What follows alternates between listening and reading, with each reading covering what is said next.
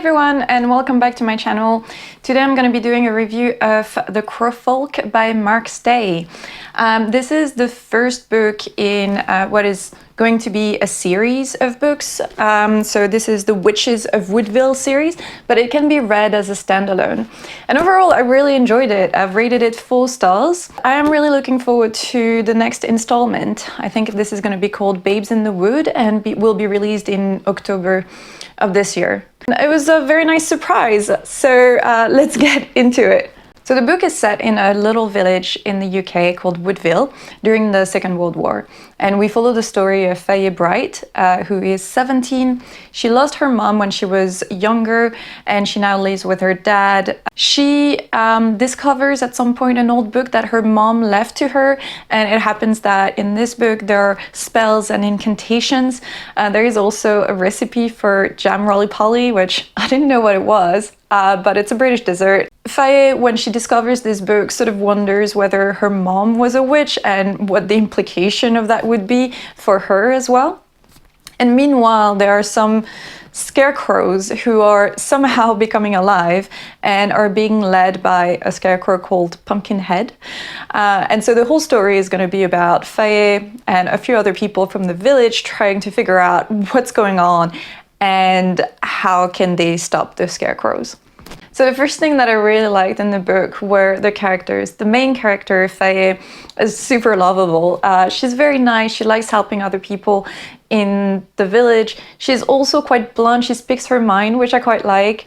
And she has a sort of interesting side to her because she's dealing with the grief of losing her mother at such a young age, not having this opportunity to really get to know her.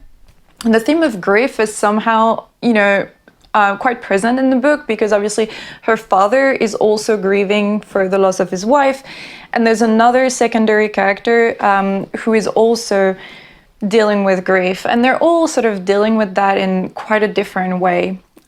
So there is a range of secondary characters, and they're all quite amazing. There's even one scarecrow, which you sort of get quite attached to. And they all have very distinct personalities, which I thought was quite impressive because the book is not particularly long, especially compared to maybe other fantasy books, that have like 3 volumes or even more, and therefore that have the time to really get into the detail and create a backstory. But in this case, you just get attached right away to each character. The second thing that I really like was the setting. The village of Woodville is just very charming. And on top of, getting attached to each character, you sort of become attached by the end to the whole village. You feel part of that community, and it's just really lovely. I also really like the setting of the Second World War.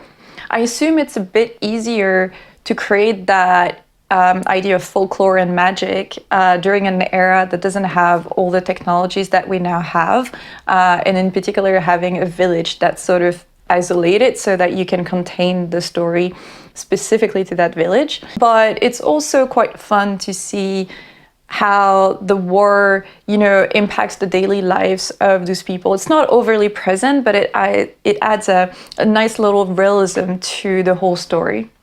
And obviously there's the magical element of the story. This is a soft magic system, so you don't really know what the witches can or cannot do, but this sort of nicely adds to the tension within the book and the mystery. There are also several mentions of birds who have a particular role in the book, and that really worked well to create an eerie atmosphere. I really enjoyed that. I also really liked how the author explains how magic has been going on for such a long time, but people are not fully aware of it because their brain can't comprehend it. They sort of, tweak some of the facts to fit with a much more rational explanation, and that worked really well in the book. So as I was saying before, I'm actually looking forward to the next book, and that's mostly to get back into that eerie atmosphere, into the village community. Next is the writing style. I really liked it. It's witty, so some people have compared that to Terry Pratchett. I feel it's a bit different, but it's just a very British sense of humor. So if you like something that's a bit sarcastic, I think you'll really like the book.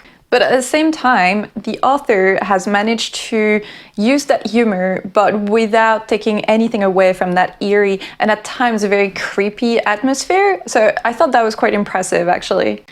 And finally, the dialogues are really well done. They feel very realistic, so you really feel like you're just there with the people talking.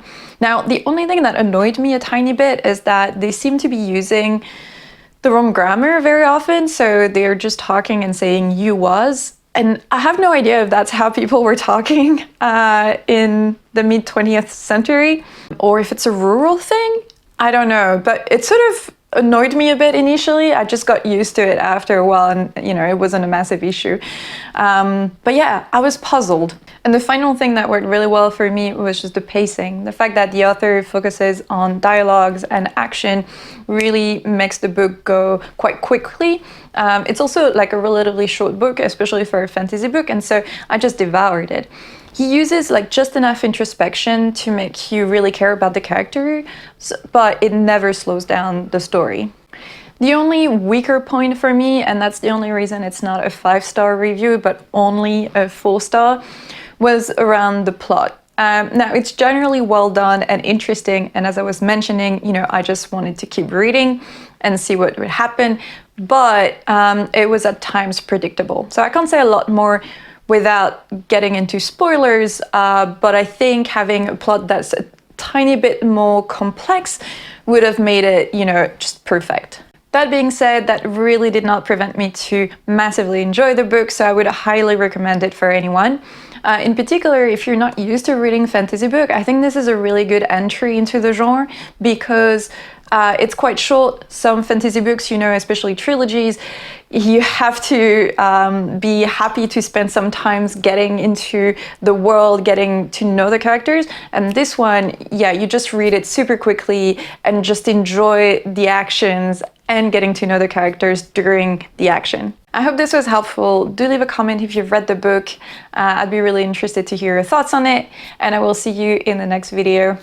Bye bye!